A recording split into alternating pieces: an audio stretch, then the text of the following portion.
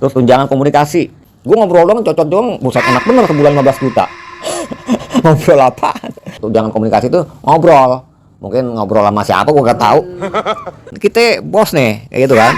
Gue mau datang malah lu tutup, kurang ajar lu, gue yang gaji lu kan gitu. Brengsek juga, lu pakai bodyguard gitu kan. Jadi diadu domba kan sama siapa namanya, sama polisi. Aduh mbak, kurang ajar kan, lu malah jalan-jalan ke Singapura, luar negeri, gila kali.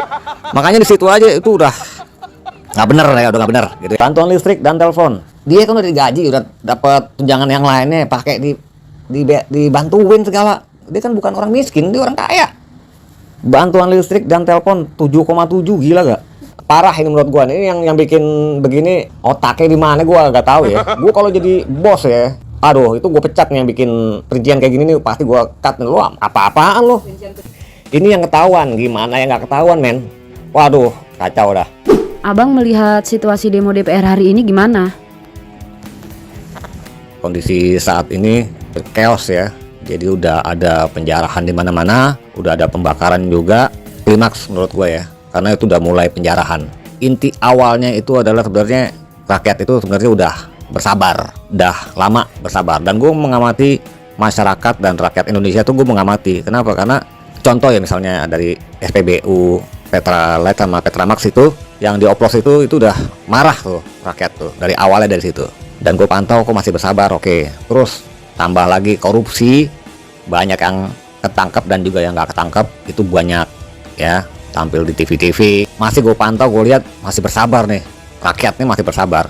Ketika nih ekonomi mulai merosot nih, jadi banyak pemecatan atau PHK massal gitu di mana-mana. Terus ditambah driver ojol juga mulai ada dari pihak aplikatornya yang mulai banyak potongan gitu, dan juga pengurangan tarif itu udah mulai tuh di situ. Ditambah ada tunjangan yang fantastis yang gede banget itu, aduh itu di luar nalar. Itu sumbernya tuh dari BBC News kalau nggak salah ya. Itu kan sumber terpercaya gitu, nggak mungkin hoax itu ya. Kurang lebih yang 100 juta itu ya, 100 juta lebih malah itu yang kelihatan. Kemungkinan pasti lebih dari itu aja yang 104 juta atau 114 juta, pokoknya itu aja rakyat tuh marah karena merasa per hari berarti sekitar 33 juta ya sehari. Itu masyarakat mulai marah, kesabarannya udah mulai nih di situ.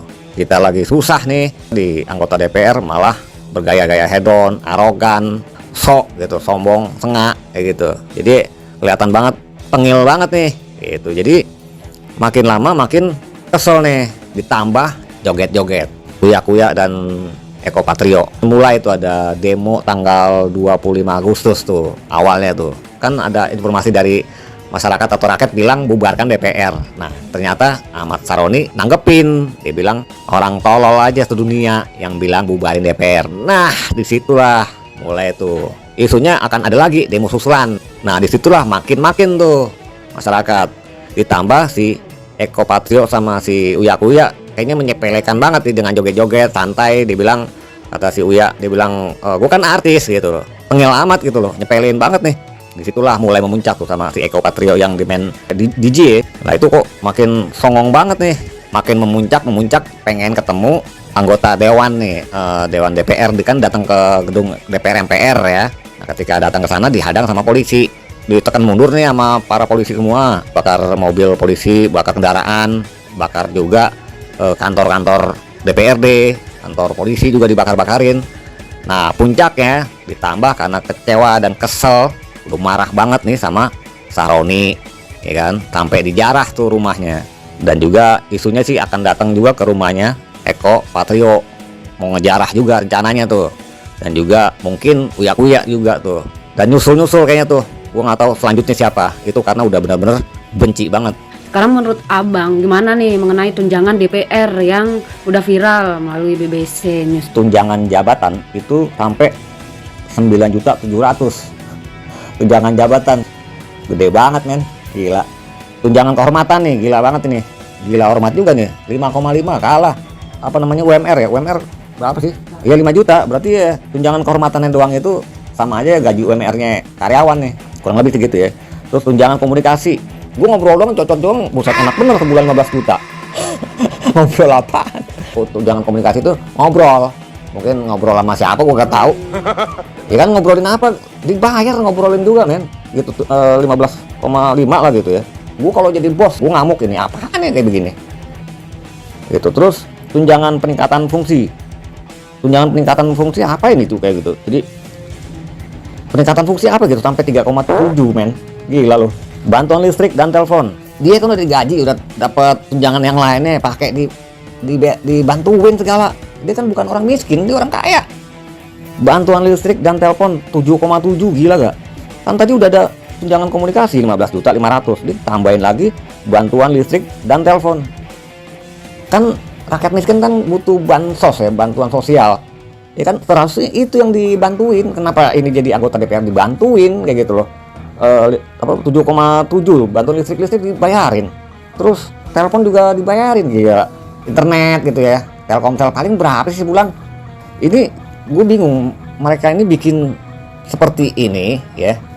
Itu dari anggota DPR itu bikin tunjangan segede ini tuh gila banget, itu kayaknya di luar batas itu. Telepon tiap hari kan nggak mungkin, telepon orang internet juga pakai 100.000 aja bisa lu nelpon tiap hari.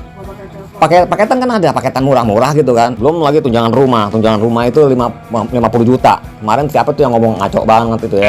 Jadi 78 juta. Gue nggak ngerti tuh omongannya ngaco banget. Jadi simpulannya nih gue kasih tahu, jadi misalnya tunjangan rumah per bulan 50 juta. Ya berarti sehari itu berapa? 1.700.000 kurang lebih ya. 1.700.000. Kalau sebulan kurang lebih ya 50 juta lah seperti itu ya.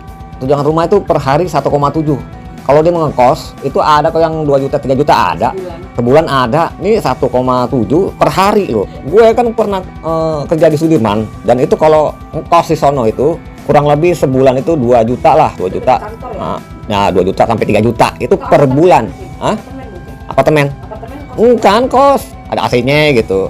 Itu 2 juta sampai 3 juta. Taruhlah yang lebih mewah itu 5 juta lah gitu. Itu per bulan ya. Ini 50 juta per bulan, berarti kan 10 kali lipat. Mahal bener. Lo ngekos di mana? Gue nih ngekos dulu, pernah gue gitu. Menurut gue nih parah ini, menurut gue nih yang bikin begini otaknya di mana gue gak tahu ya. Gue kalau jadi bos ya, aduh itu gue pecat nih yang bikin perincian kayak gini nih, pasti gue cut nih. Lo apa-apaan lo?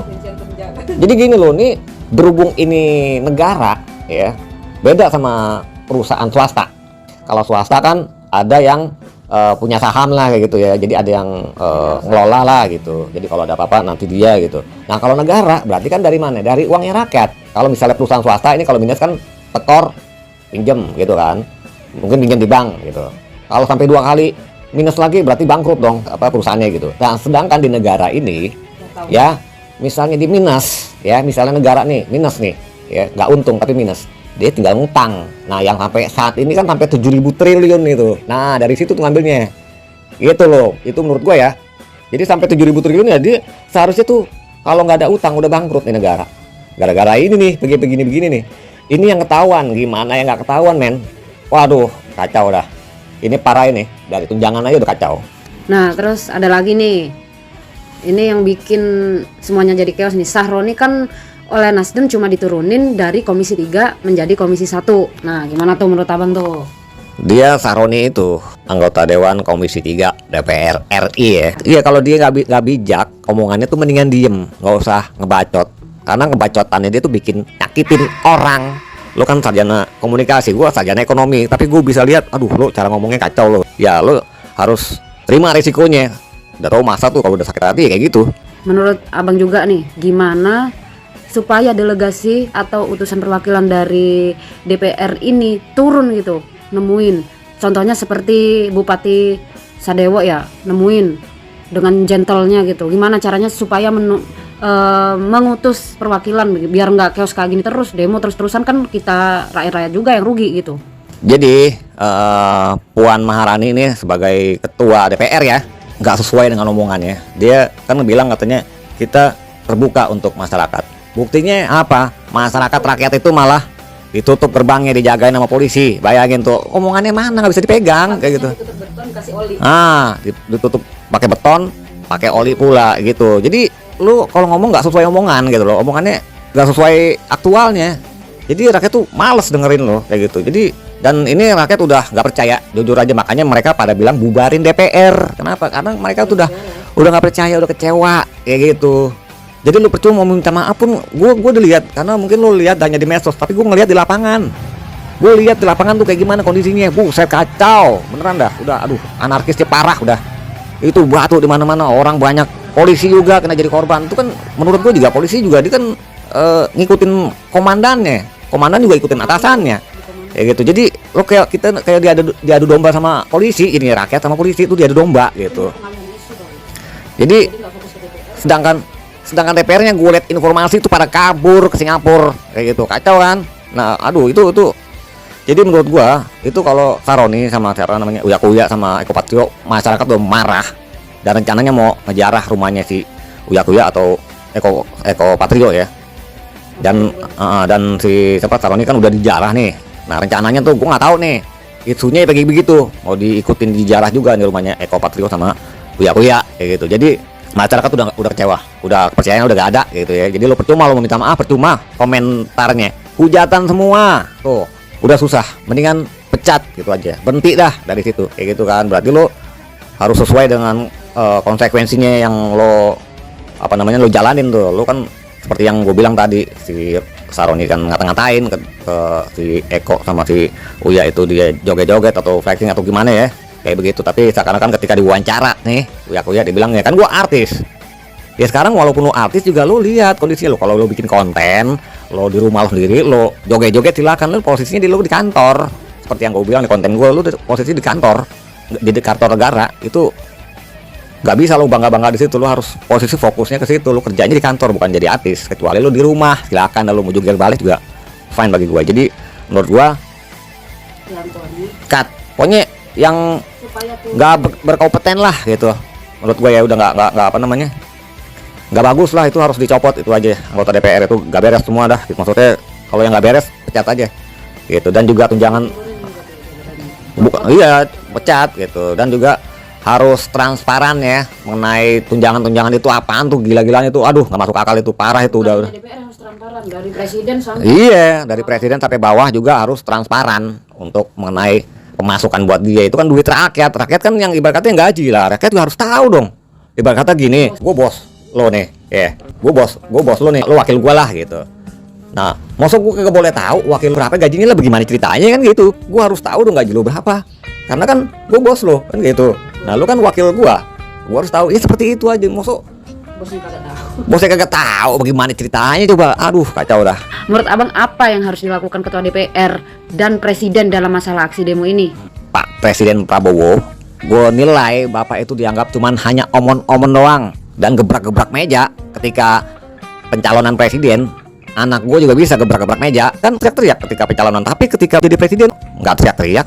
Coba lihat Hitler. Nah Hitler itu dia teriak-teriak ya kan, bukan hanya omon-omon. Ketika dia jadi pemimpin ya, dia benar-benar eksekusi dan dia benar-benar ngelakuin apa yang dia omongin itu ya. Kita jangan lihat negatifnya tapi positifnya aja, karena dia benar-benar aktualin dengan omongannya dia, bukan hanya ngomong doang. Menurut gua untuk cara nyelesain ya, jadi bersihin itu semua, pecat-pecatin tuh anggota DPR yang nggak berkompeten menurut gua ya.